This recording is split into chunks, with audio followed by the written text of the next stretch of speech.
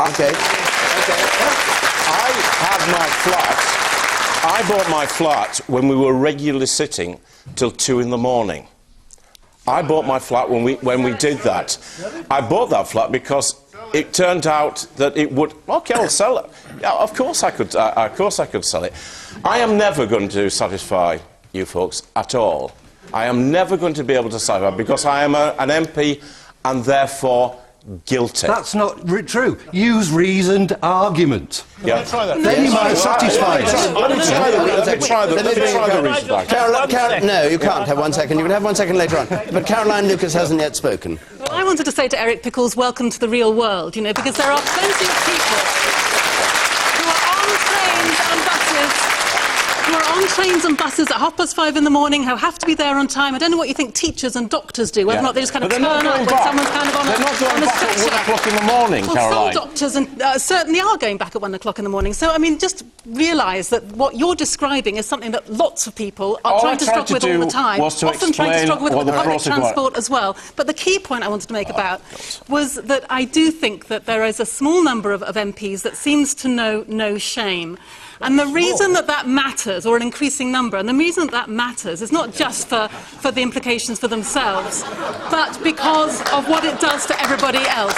You know, you can make some nice jokes, but actually there are some serious people in Parliament, I know this will come as news to you, who are trying to do a good job. And what this kind of behaviour does is to undermine the work of all of us, and I think that's really unfair. OK, the man there in the brown shirt, you say, yes.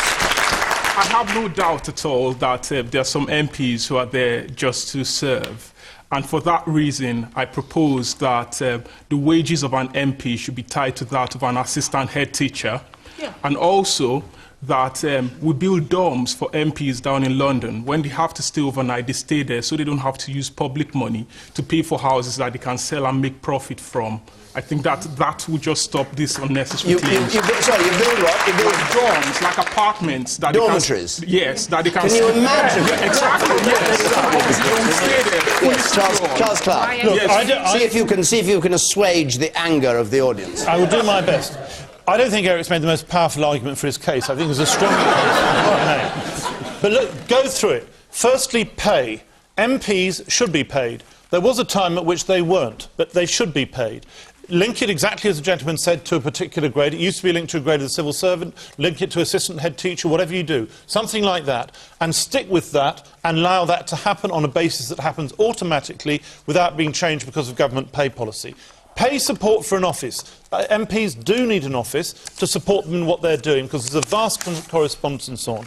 Pay the travel they take to come to their constituency. Why do you need that? Because we have a constituency system in this country, unlike other countries, where an MP for Newcastle comes down to London, and that's as it should be, and then you pay for the double home point that arises. By the way, just interest is what you can claim, not the capital cost of a mortgage that arises.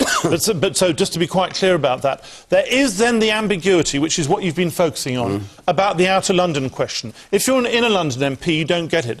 Outer London raises all these problems that have been talked about in people in the current cases, and that needs to be resolved in an explicit way, in a way that's agreed, because MPs in Outer London face invidious choices of that kind, and you need different situations to deal with it. Nobody would argue that an MP for Newcastle didn't need to have a place in London that they stayed on a regular basis. The argument comes into a different case if you're from Kingston or wherever you are. But go through it rationally, but independently, and then Parliament should just vote for it without amendment. All right. There are a lot of people with their hands up still. I want to move on. I'll take 1 point from you, sir, and I'll take 1 point from the woman up there at the very back in red. Yes, quickly if you would. Right. What's really sad about this is it's not the McNultys of the world who's run away with taxpayers' money.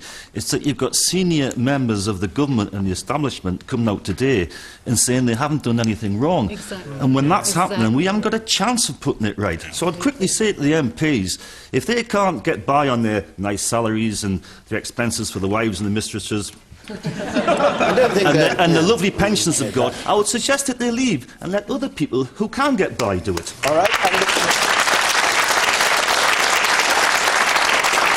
And the woman in red at the very back there, and then we must take a last question. OK, I really don't want Eric to feel picked on this evening. However, can I ask if he has to drop his children off at school before he gets to work as well? I mean, I have to say, through great sadness, I don't have any children. I would politely point out that I actually do live in the flat. It's not like I put my parents into the flat. I do live there, I do work from there, and I do accept I didn't make the best possible case. Oh, really? I do, yeah, with your great help. Michael